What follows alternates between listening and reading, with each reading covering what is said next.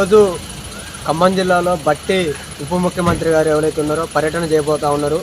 వారికి మేము ఒకటే విజ్ఞప్తి చేస్తూ ఉన్నాం.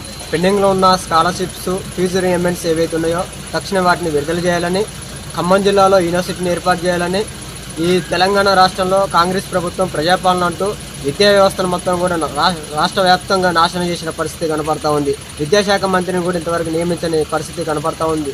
ఈ ఖమ్మం జిల్లాలో 56 స్కూళ్ళని మూసేసిన పరిస్థితి కనపడతా ఉంది. కాబట్టి ఈ 56 స్కూళ్ళను రీఓపెనింగ్ చేయాలి.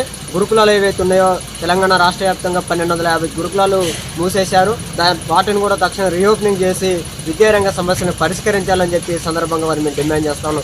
కానీ విద్యార్థి సంఘాలు అపాయింట్మెంట్ అడిగినా కూడా బట్టి గారు ఇవ్వకపోవడం అనేది చాలా సిగ్గుచోటు. తక్షణమే ఏదైతే విద్యారంగ సమస్యలు ఏవైతే ఉన్నాయో, పెండింగ్లో ఉన్న స్కాలర్షిప్, ఫీజు రీయింబర్స్మెంట్, అదేవిధంగా ప్రైవేటు కార్పొరేట్ విద్యా సంస్థలు ఏవైతే ఉన్నాయో విద్యార్థుల ప్రాణాలు పోతున్నా కూడా, మరణాలు పోతున్నా కూడా ఇంతవరకు ఈ కాంగ్రెస్ ప్రభుత్వం పట్టించుకోకుండా ఈరోజు బడా కార్పొరేటు ప్రైవేటు కళాశాల యజమానులకే కొమ్ము కాసిన పరిస్థితి ఈ తెలంగాణ రాష్ట్రంలో కనపడతా ఉంది. తక్షణమే మీ ఆలోచన మానుకొని విద్యారంగ సమస్యలు పరిష్కరించాలి.